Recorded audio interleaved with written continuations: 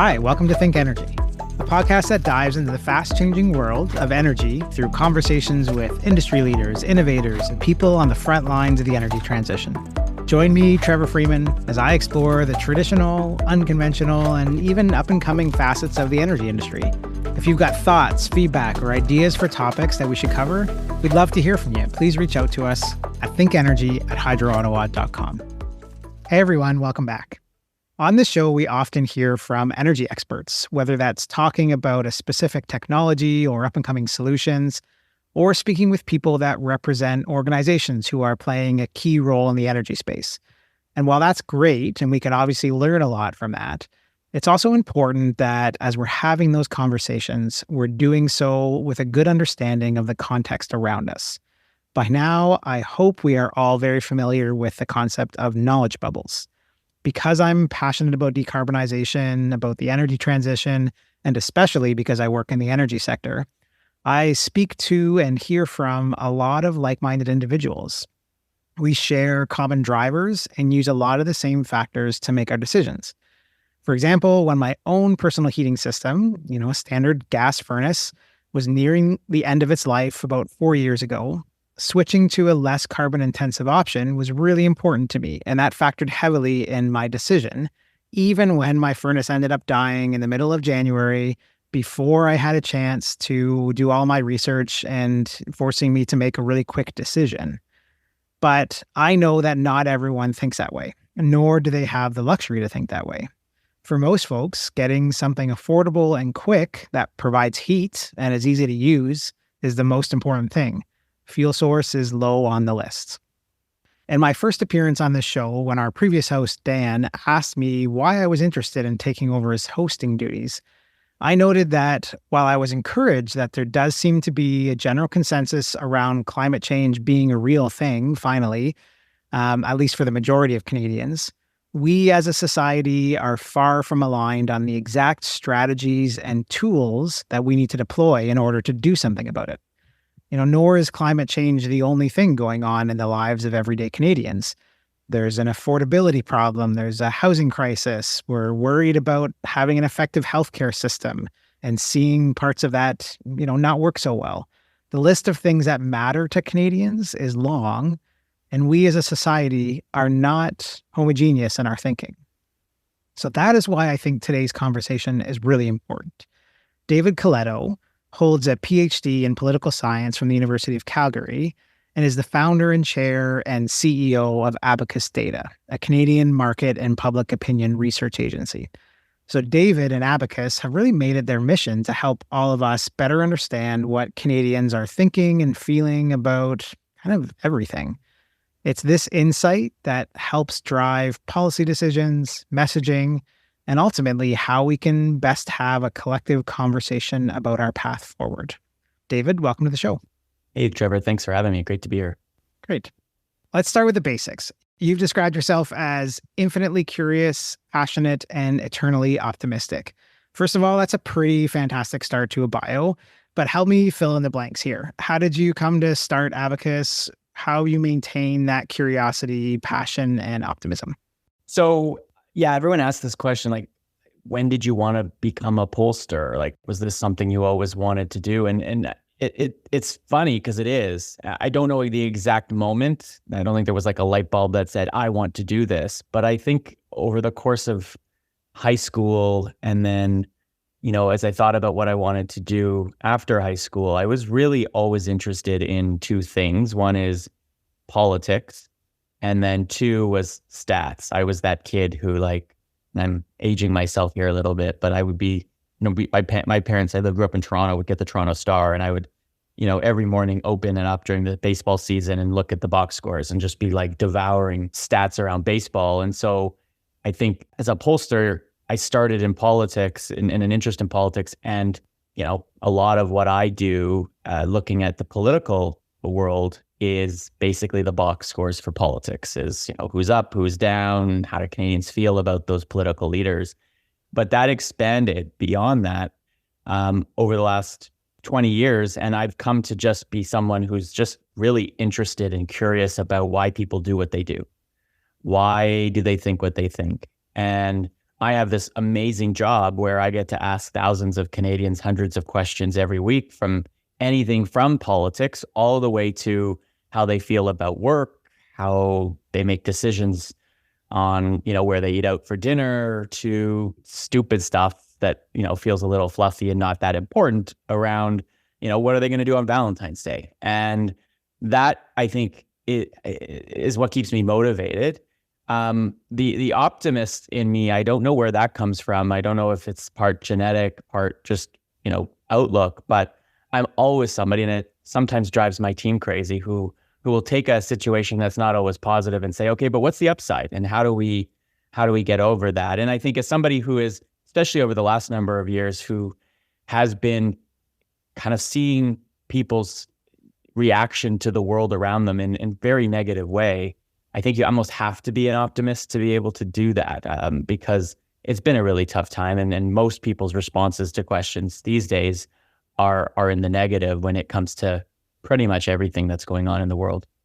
That transition, I guess, or that following from politics to other issues, I'm curious how that is guided for you and for your organization. Do you follow where the conversation's going, or do you have a bit of a strategy of, we want to test this theory, or we want to test this hypothesis? Talk us through how you decide what information you're going after. Yeah, I think we're always interested in just helping our clients, anyone who's consuming our content, who's interested in why the world works the way it does, is providing some insight into it, right? Again, I think we have this really unique opportunity as a market research company to tell Canadians what other Canadians are thinking. And I think by us understanding each other, I believe we can find a way to get to whatever goal we want. For some, it's about putting themselves, like research puts yourself into other people's shoes for a moment and understands the world from their perspective, the perceptions that they have, which I think are so important to understanding why they do or think anything else. And being able to pinpoint the thing or the perspective that comes to shape how other people see things. And so that's what I'm really fascinated by. It's digging deeper and trying to get at the why is the most fascinating and interesting part of my job. And I always say I started my career looking at things from a political angle, but politics is only a very tiny portion of the things that we do. And I always like to remind, every audience, whether it's a CEO who's much more focused on their, profit and loss sheets and try to increase their revenue, to the political leaders that I have the privilege of talking to from time to time, is that every person, I think, has three selves. They're at once a consumer. They're at once, especially if they're in the labor market, a worker. But even if they're retired or haven't yet entered that labor market, what the work that they did is still important to who they are, or the work they want to do is important to who they are. And then lastly, they're also voters, or they can be voters.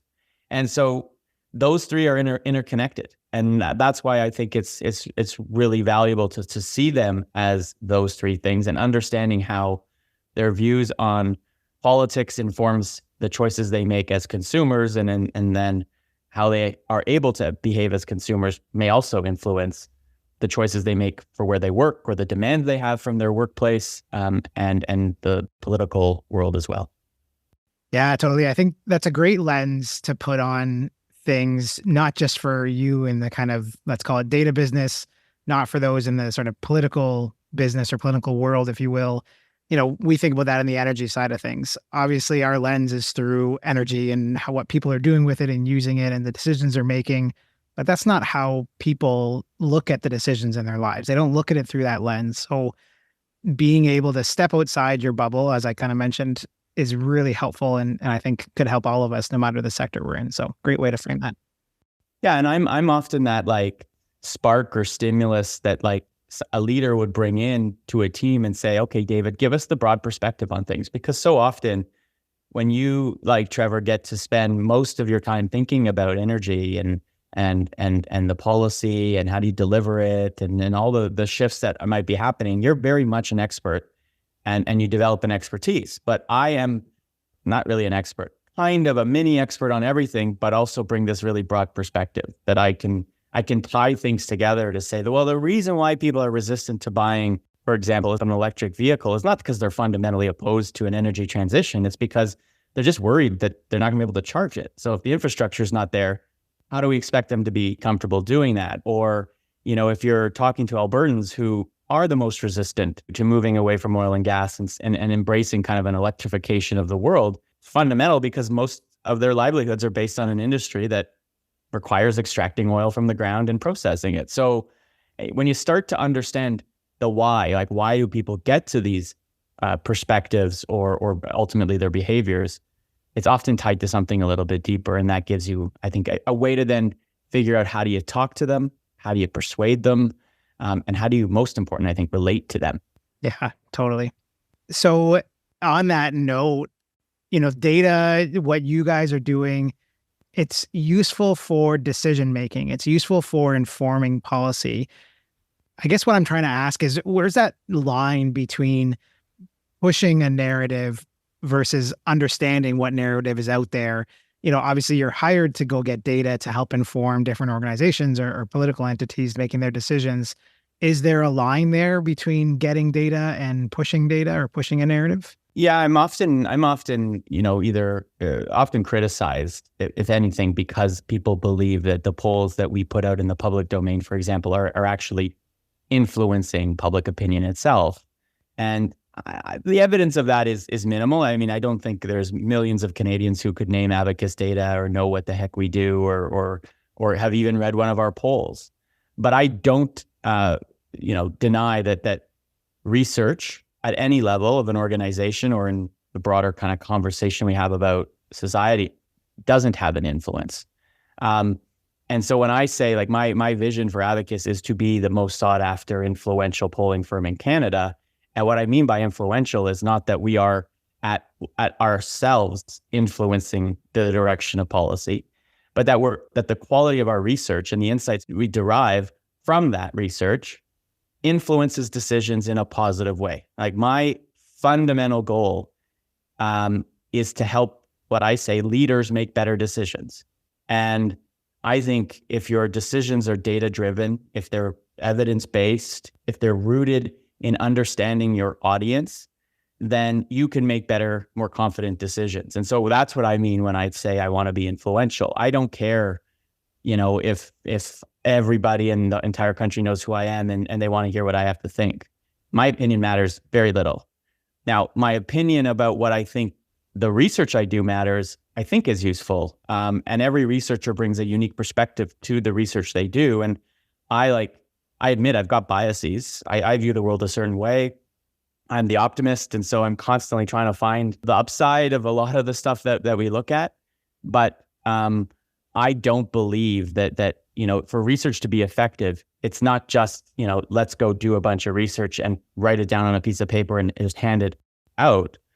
I think where Abacus has been really successful is at being seen as an effective communicator of what that research means and helping organizations, leaders, whoever, action it, do something with it that helps achieve their goals.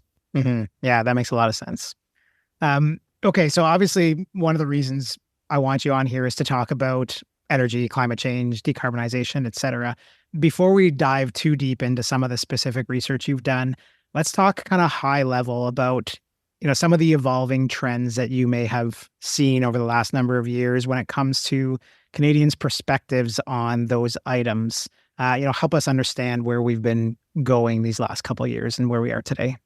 Well, I think let's start with a step back and look at the broad kind of mindset that I think is important to understanding then how people's views of these issues evolve over time. I think we have seen over the course of 5 years a rapid shift in the mindset of the general public that has been informed and influenced by a whole ton of external events, right? So pre-pandemic, I think headed, at the end of 2019, going into 2020, the public in Canada, Ontario, Ottawa, was very much in, I think, a cautiously optimistic kind of frame, right? Things were okay. The economy was doing okay. Interest rates were for low relative to where they are today. And then the pandemic happened and you had this immediate flip in the mindset to one where most people, at least in those first 4 months of the pandemic, the mindset was fear. didn't know what this meant. We were told to stay home. We didn't know how bad it was going to get or whether we were going to get infected and what it meant for our family, our jobs, you name it. Soon after that, though, I think it became clear that, okay, we can control it. We know a little bit more about this virus. And we entered into a kind of a roller coaster of fear and relief as those case numbers went up and down. Coming out of the pandemic, though, and I think the defining mindset up today, which is really important to then understand why people will be resistant to certain public policy choices on climate or may not be ready to fully embrace a transition, is that most Canadians right now, and I say most, I mean like 80 to 90% of them, I believe have a mindset that's very much tied to scarcity. And that is a real shift. And what that means is that a lot of the things that people have come to expect that they can get in their lives are either more expensive, harder to find or get, or they fear losing what they already have. And those are often tied to issues like housing, the general cost of living, and healthcare. And so that mindset then causes us to view public policy decisions, broader economic forces, and our day-to-day lives through a very different lens than one where I describe as there's plenty of everything, right? And a plenty mindset means I can take risks.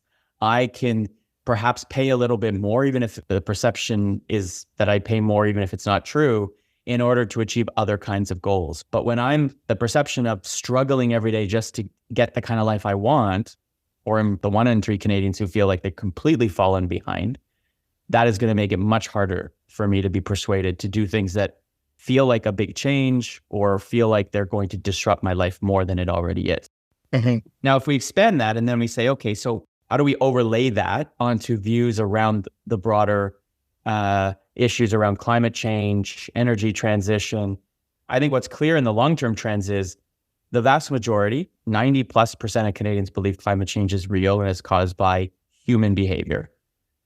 Overwhelming majorities believe that's actually a crisis that we have to do something about. And in the shorter term, the last, I would say 12 to 18 months, as a result of you and me, Trevor, I don't know about you. I grew up in Ontario. I never once in my entire life stepped out on a June morning and saw smoky skies and, take my dog for a walk and bring her home and she smells like smoke. That was never part of my experience. My wife grew up in Alberta, much more likely to happen in Western Canada over time.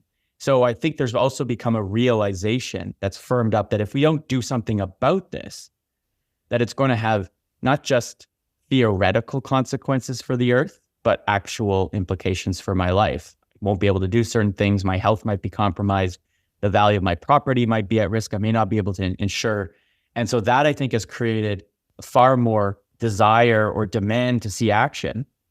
But what's muted it, at least in the short term, is that scarcity mindset where people have basically said, including young people, which is the most fascinating thing, is people often assume younger Canadians are more likely to, say climate change is a priority. For the first time and probably ever that I've tracked this, we now have younger Canadians. If you're under 30, you're the least likely to say climate change is one of your top 3 priorities. Interesting. And that's because other issues like housing, like economic security, like the cost of living have overtaken them. And so fear of short-term scarcity has, at least for now, pushed down fears about the longer-term scarcity that climate change will create.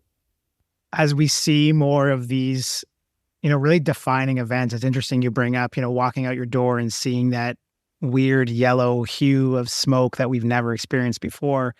As we see more of these defining events, does that override that short-term kind of, I don't want to say short-term thinking as a pejorative sense, but like override that, looking to tomorrow and remind us that like there's something bigger here happening?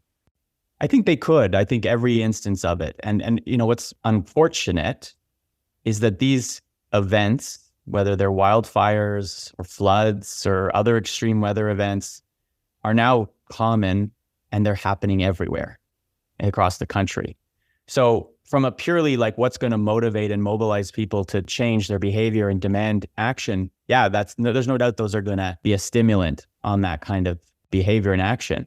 But I still Unfortunately, or maybe fortunately, depending on what you're asking about or how you're framing it, these moments are not severe enough that that's not like the pandemic, which affected everybody, could affect everybody, and forced us to all change everything about our lives. I don't think climate change has reached anywhere near that moment yet. And the other thing about it, and this is a defining feature of Canada right now, is that it's a politically divisive issue. There's no issue in Canada that divides the political spectrum. If you're on the conservative side or the Liberals, the NDP side, is the issue of climate change. And it's not to say conservatives don't believe it's happening or don't fundamentally care about it. They're just far, far less likely to put it as a priority. And so there's no consensus on what we do about it, what's the best policy choices, and how fast we need to go. And so we're still arguing about these things, which means as a typical average person watching all of this happen, if the people in charge of making these decisions can't agree, well, then maybe it's not time for me to kind of line up and do something about it, which I think is what's part of the problem right now. Yeah, I think it's that divide between the number of people or percentage of the population that really firmly believes and sees that this is a problem, like you said, and really knows we need to do something about it, compared to the various camps, which are probably evenly split on what that is. What do we do? It's hard to create policy, and it's hard to create ways forward when we can't agree on what we want to do. Something that I found really interesting, and this is going back a bit, I'm curious in light of what we were just talking about, whether you see this has changed, is there is this overwhelming idea that Canadians want to be seen as environmentally conscious. We want to be seen as leaders in that sustainability, renewable energy field.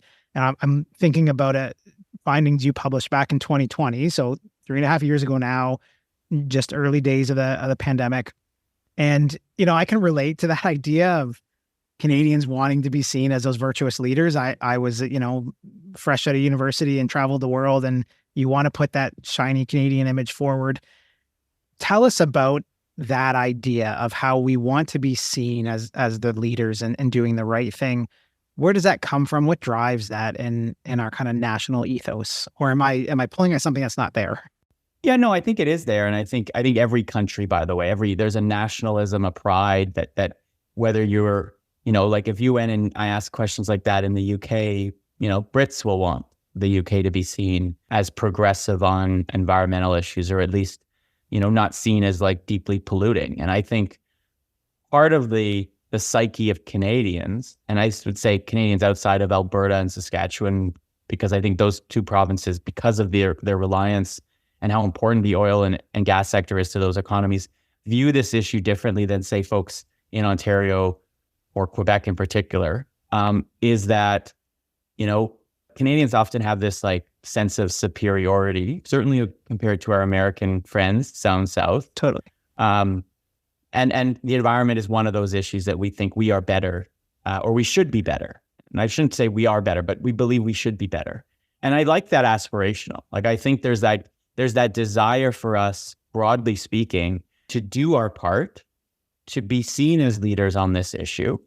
But I mean, I think there's limits to that perspective on then, okay, but are we all looking to, change our behavior or adopt, get rid of our furnace and put in a heat pump, or, change our gas-powered vehicles to either a hybrid or an EV? No, we know that's not happening as fast as it could happen. And so it's one thing to believe it and want it, and it's another thing to do it yourself. That being said, I do think from a public policy perspective that we do want our leaders to be aspirational too, and to be, looking to move the needle. But, and I think this is where your question about like, is 3.5 years ago different than today?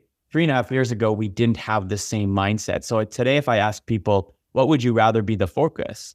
Reducing the cost of living, making it easier for people to live their life day to day, or relentlessly focus on reducing emissions and moving to carbon? I would say maybe, 2/3 would say, make my life easier first.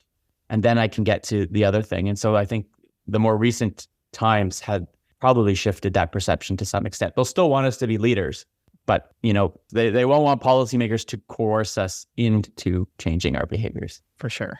So with that in mind, with that context, moving a little bit forward in time here, a little closer to today, just last fall, September, you released findings that talked about Canadians' interest in energy efficient housing. So let's get a little bit more granular here. Talk about what do Canadians feel about their own homes and what they're looking for. Yeah, it was really my colleague Eddie Shepard did this research, and we were really interested in understanding, particularly given all the conversations about housing affordability and the housing crisis, and that some see as a real opportunity for us as we build millions of new homes over the next number of years. We should probably be focused on making sure that they're as efficient as they can, and help us tackle our need to reduce emissions and the climate crisis. And I would say that most Canadians, 60%, say that it's important that the home that they buy next is energy efficient. Very few say it's not important. There's a degree of difference. There's probably some who are going to be like, I want to make sure it is. And there will be some that will likely say, I wish it was, but maybe if it costs me a few 10 grand more, I may not be able to afford it, but my intention is to see that it's there. And what's really interesting, and when we ask people, okay, why would you want it? What are the upsides? Well, there is a perception that a more efficient home will save them money. There is a broad understanding that it's going to future-proof their home from future increases in the cost of energy. And there's the moral kind of imperative that they think it's important to do it, that we can reduce our impact. Now, what are the barriers? Well, they're the same. It's almost like the upside is part affordability, but the barrier is also affordability. Half who say, okay, well, what would prevent you from doing it? Say, well, the upfront cost, the perception of the upfront cost is a big barrier to it. The fear that it maybe requires more maintenance, like if you're putting solar panels on your roof, what does that mean? Do I have to maintain it? Is that going to be more costly? And then there's also a concern about just the availability of the actual energy efficient homes in the places that they live. So what it signals though to us is there's an intent. I think almost everybody understands that it would be better if we all could live in a more energy efficient home. But there is these trade-offs, these pushes and pulls that I think are completely rational and natural for people to have, but are based on a lot of perceptions that may not be actually rooted into reality. Yeah, and it's great insight. I wonder, how do we take that, or what impact does that have on decision making about future policy? And so I'm specifically thinking about like the Canadian government's Greener Homes Grant, which was a program to provide people with no interest loans and in some cases incentives to upgrade their home with clean technology, let's call it.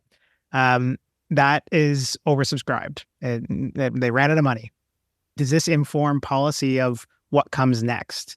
Is there something in there about helping people connect the dots between, we'll lower that upfront cost for you, we'll have a program to lower the upfront cost, you get all those same benefits that you care about, the affordability side, that moral side of things too. Talk to us a little bit about how we connect the dots there. Well, I mean, the fact that it was oversubscribed is a proof that there's demand out there, that people are willing to do these things if you lower the barriers to allow them to do it, and cost is a big one. So that's normal, and it's good public policy to try to incentivize the behavior you want to see and disincentivize the behavior you don't. So, like, my advice to policymakers is, if you think this is important, and I'm no expert on like what we have to do to achieve our emission targets and to get this issue under control, but if home retrofits and increasing the efficiency of our homes, which I believe in, what I've read, is a big contributor, right? Both commercial and residential properties are a big contributor to emissions. Then if the incentive is an effective and efficient way of doing it, then we should continue to do it, because it's clear people will do it. We also see, for example, if I just take away from housing and residential energy use, and then I just use EVs as another example. And while there's some debate right now over whether EV demand is going to continue, and But there's no doubt that provinces that have been more generous with their rebates for people who buy an electric vehicle have seen a higher uptake in EVs. Quebec and BC outright lead the country.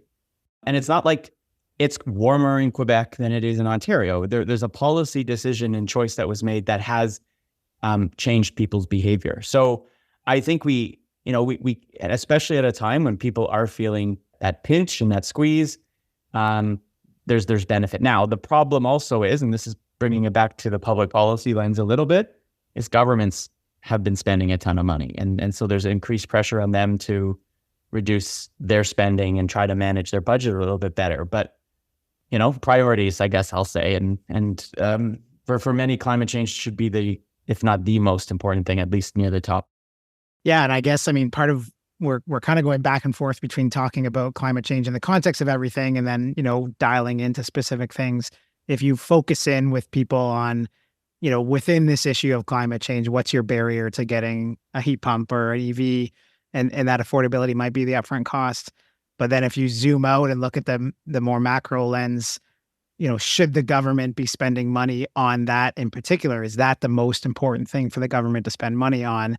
Maybe the answer changes, maybe because then you're looking at it in the context of all those other issues that are also important to people. Yeah. And just to drill down even further, in that study we did in September, we asked people in Canada how interested they would be in a very specific set of changes they could make to their home, right? Things from high levels of insulation to LED lighting to even a geothermal heat pump, which I suspect most people don't really understand the science behind it or know how that would even work.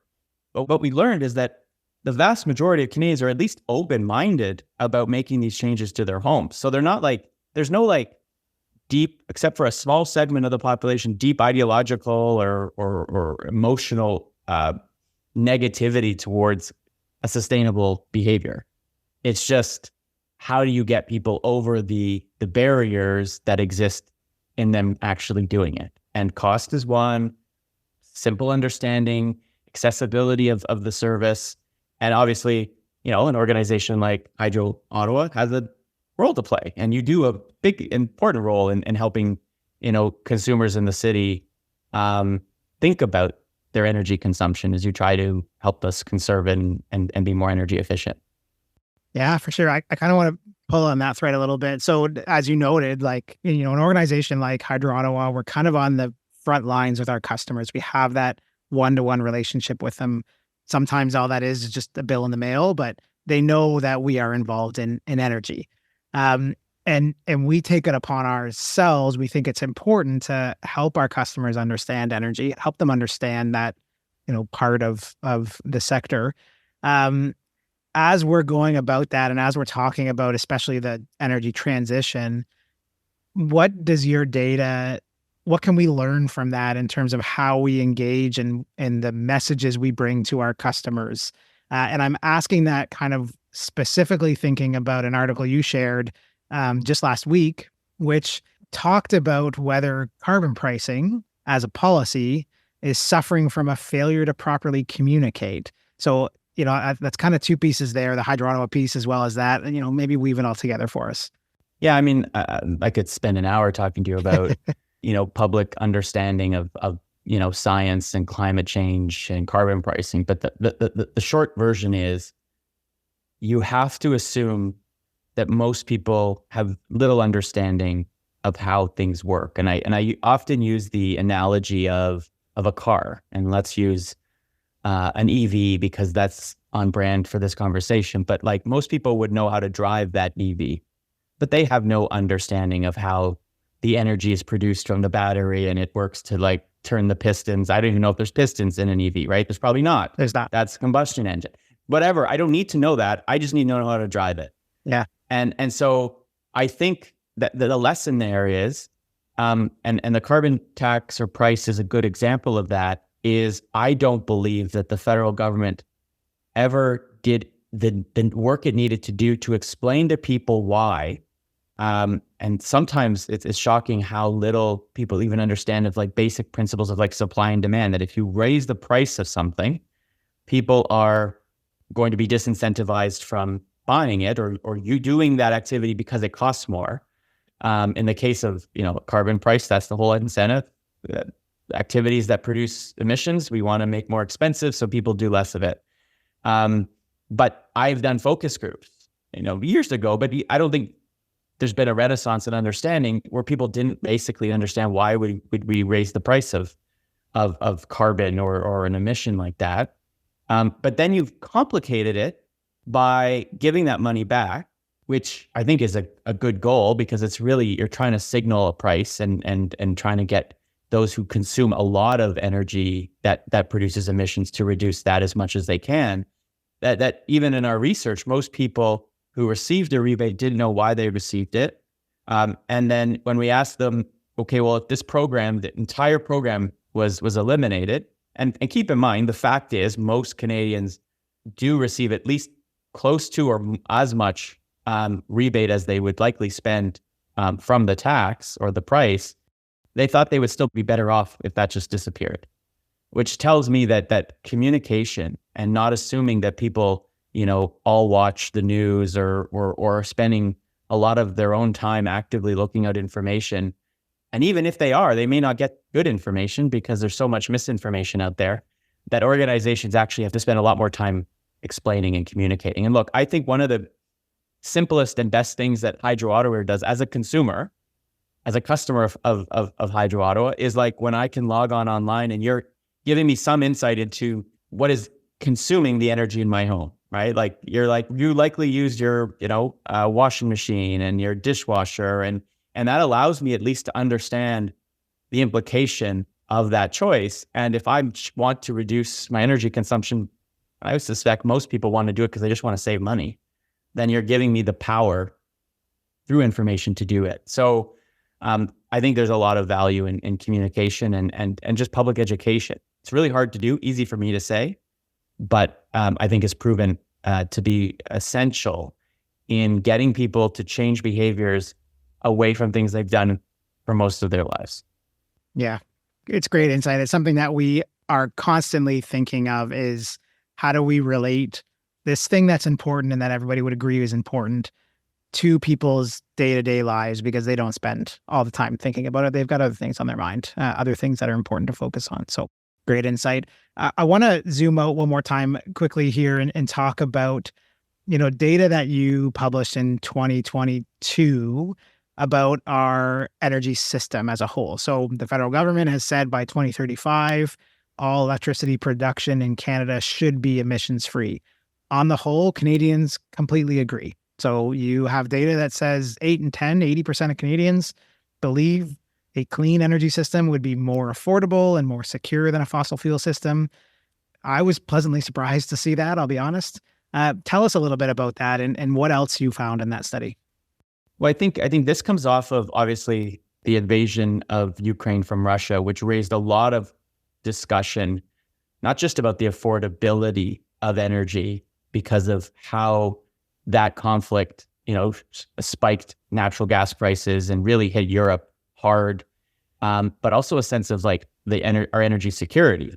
And so we wanted to understand, do people recognize and understand the risks actually involved and the opportunities, not just from a purely like climate lens, but from a affordability security lens. And this is a really important conversation because I think it recognizes that not all people come at an issue with the same perspective, right? If you're somebody who doesn't believe that climate change is an absolute priority, well, then you've got to find another way to get them to behave or change their behavior, or at least agree on an outcome that might be for a different reason, but gets us to the same outcome either way. And I think what we learned from this research is that when you ask people, for example, which do you think is more affordable, a clean energy system that would include hydro, wind, solar power, and electric vehicles, or a fossil fuel energy system, so think oil, natural gas, coal, gas-powered cars, 2 and 3 say, I think that clean energy system is going to be more affordable. And at almost same number, 68% say, I also think it's going to be more secure.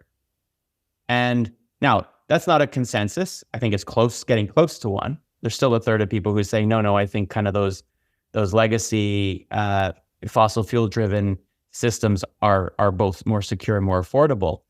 But I wish we had asked this question, 10 years ago, But I suspect if I had, you would have probably seen a complete reversal, right? Yeah, it would have been opposite. And so we have seen, I think, a change in people's perspective, and global events have pushed us there. It's just, it tells me that at the base level of people's understanding and belief, that they think if we do everything right, these things will be better for me and better for our country and better for the world. And that we just need to now deliver and execute on that, I think, as both policy and the day-to-day lives that people are experiencing. Mm-hmm. So thinking about the change in technology and the changing landscape, we've talked about how the energy system is changing. We've talked about the impact of the pandemic and the fact that you and I are, sitting having this conversation over a video chat, which is not that common even 4 or 5 years ago. How is that progression in technology changing the way that you gather data and understand where Canadians are at? Is that disrupting your industry like it is other industries? Yeah, in every way. I'm too young to remember the golden years of market research and survey research, but there was a time when, and everybody has a phone, but not everybody answers that phone, when you could call households and most people, almost everybody would pick up the phone. And then of those who picked up the phone, at least half or so would answer your survey. Now, everybody has a phone, but almost nobody picks it up if they don't know who's calling. And that's forced the industry to respond. How people communicate and how they don't communicate is tied to how then we can reach them and collect information from them.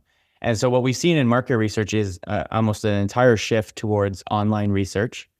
I'll spare you the detailed nerd conversation about how we do that, but I would say most 90% of the research Abacus does, for example, is done online in some way. Whether it's recruiting, the general population, when we do like a poll of Canadians through a number of different panels that have recruited people who from time to time take surveys, or whether we're doing employee studies or customer studies using lists through email or text messaging. But what's important is, despite all that change, I think our industry has been pretty good at being able to continue to engage people.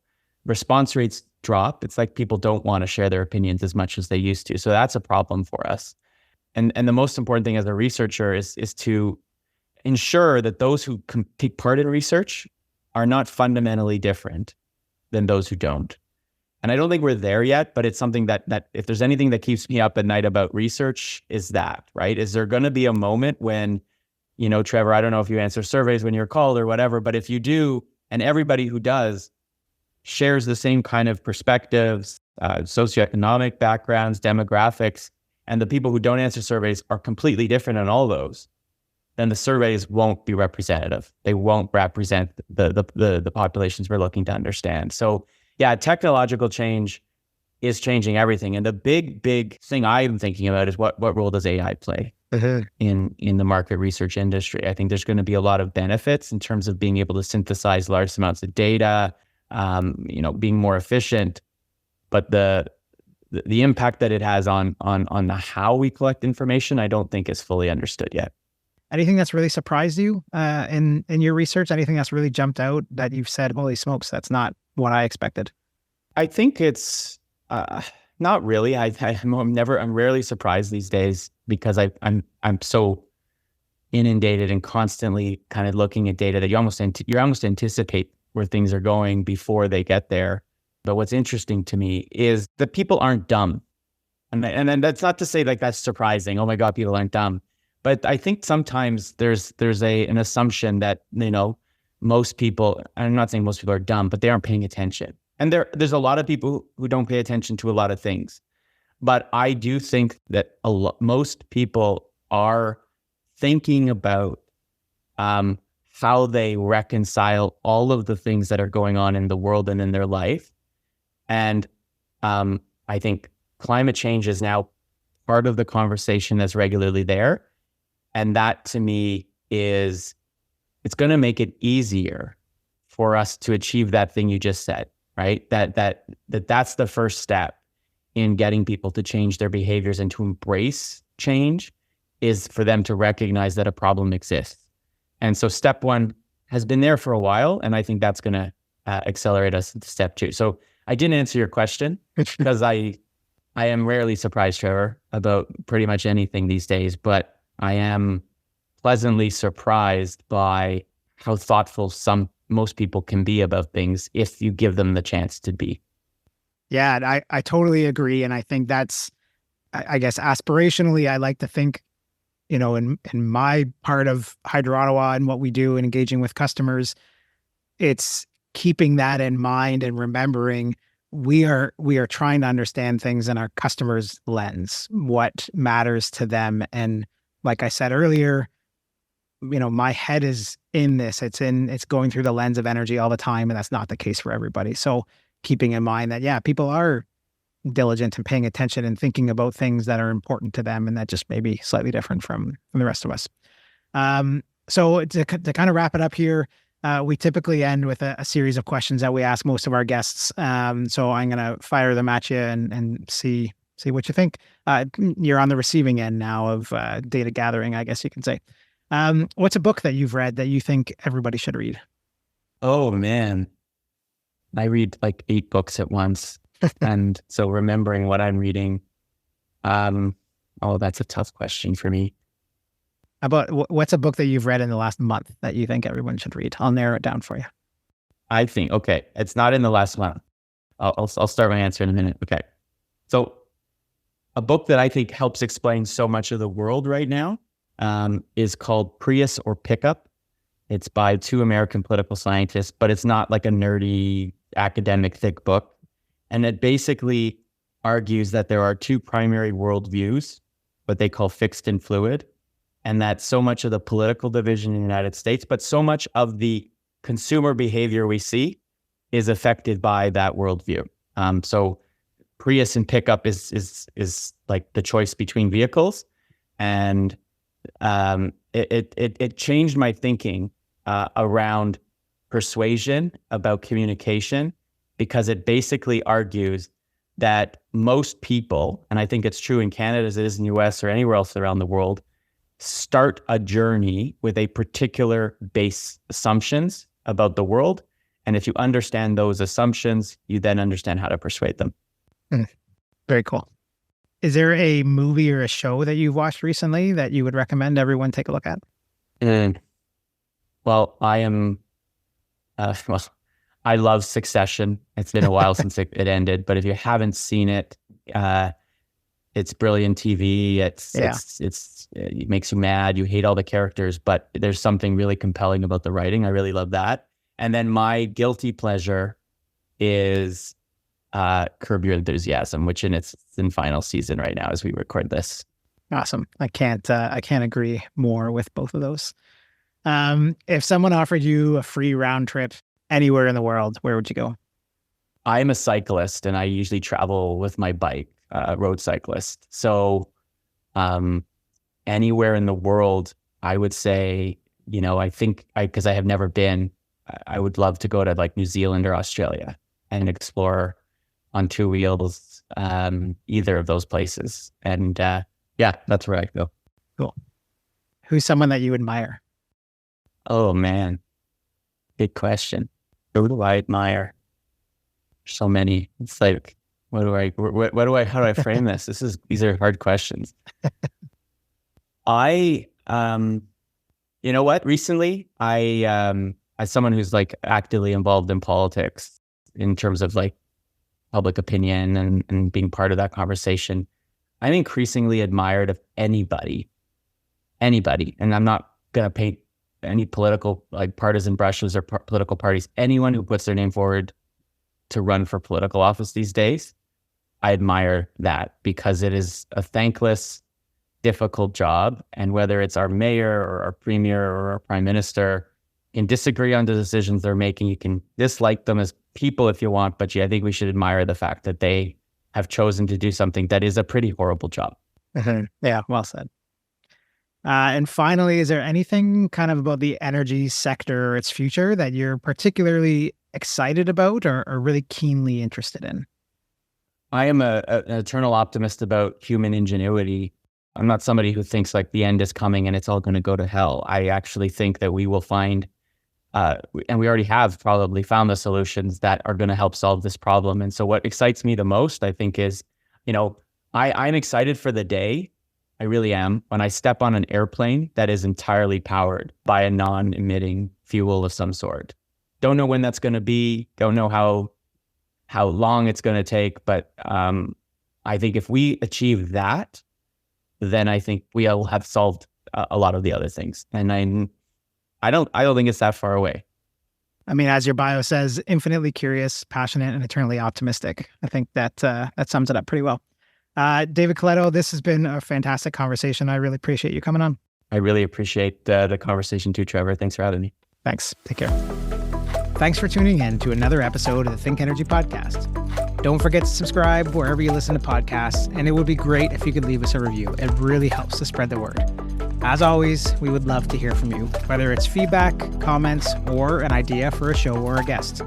You can always reach us at thinkenergy@hydroottawa.com.